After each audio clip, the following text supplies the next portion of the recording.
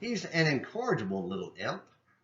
How many parents have glossed over their precious child's bad attitudes and actions with a humorous application of the word incorrigible?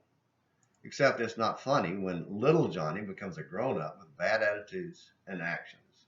Quite often the word is then used by a judge or prosecutor sending Big Johnny off to prison along with the phrase, throw away the key. Since incorrigible means not reformable, depraved, and incapable of being set right, irreparable, it's not funny even when Johnny is little. When Israel had become completely incorrigible, God sent Hosea to tell them he was withdrawing his mercy and they would be carried off into captivity. Think prison, but far worse. And God would throw away the key. He wanted their attention enough to have Hosea name his wife's second child Lo-ruhamah, which means no mercy. This child wasn't his because his wife was unfaithful, like Israel. God had worked diligently sending prophet after prophet to reform the nation, but they would not listen. They assumed their status as God's people would cover their sin. They were wrong. Today's Throwback Thursday edition of Morning Minutes in the Bible of An American Missionary reaches back to January 1974 for a discussion of the deadly results of covering up and overlooking sin. Throwing Away the Key by Dan Shipley from Plain Talk Magazine. Sin is bad, but covering sin is worse. If deliberate sin is like putting oneself in jail, then covering such sin is like throwing away the key. The covered sin, the one a man attempts to hide and refuses to confess, shuts one off from spiritual prosperity and divine mercy.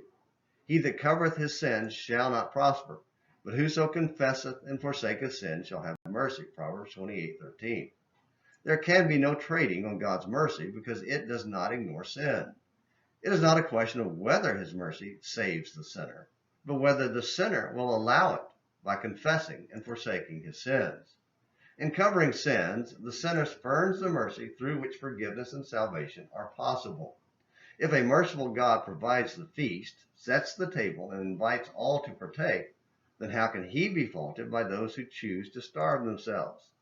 No, the Lord's hand is not shortened that it cannot save, neither can limitations be placed on his mercy, except by the rebellious sinner who refuses it.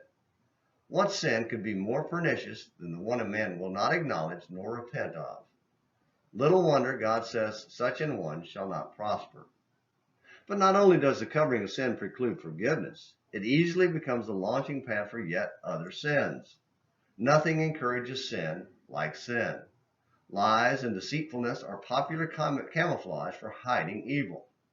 This in turn leads to the development of a compromising attitude toward all sin, both in self and others. The unwholesome attitude that permits one sin will soon permit another. Why? Because it involves more than one's disposition toward a certain unlawful act. It involves his attitude toward God himself, the one whose law is violated. When tempted by Potiphar's wife, Joseph reminds her of his obligations to his master, then asks, how then can I do this great wickedness and sin against God? Genesis 39, verse 9. To wrong his master was bad. To wrong God was worse.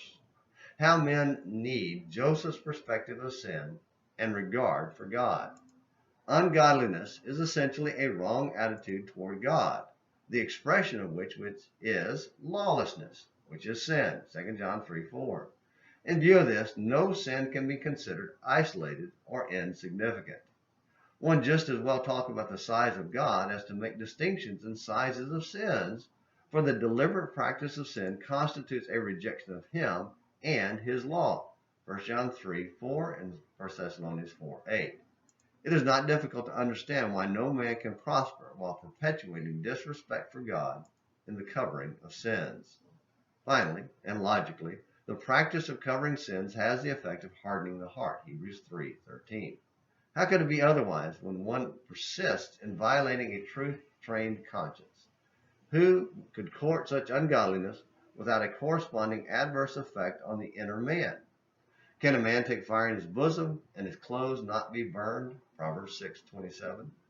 Surely anything that can so harden a man's heart while causing him to dishonor God and shun his mercy is a dangerous sin. It may be that the worst sin is to hide sin. Thanks for the reminder, Dan. A necessary one today, as many are enamored with God's grace and act as if they're the first to discover it, all while claiming the regular call to repent and obey by their fathers, preachers like Dan and Robert, turned would-be believers away from the Lord, yet never see their own inconsistency of insisting on obedience to their preferred doctrines. It won't be long before they will be accused of being harsh and judgmental for insisting on baptism for the remission of sins. Having already started a pattern of people-pleasing preaching, it isn't difficult to predict their choice. Don't be an incorrigible little imp, because God demands we seek and accept His correction. Our continued refusal will lead to our being imprisoned by sin and Him throwing away the key by withdrawing His offer of grace. Thank you for watching this Throwback Thursday edition of Morning Minutes in the Bible on An American Missionary. Until next time, this is James McClenny, hoping you have a great day.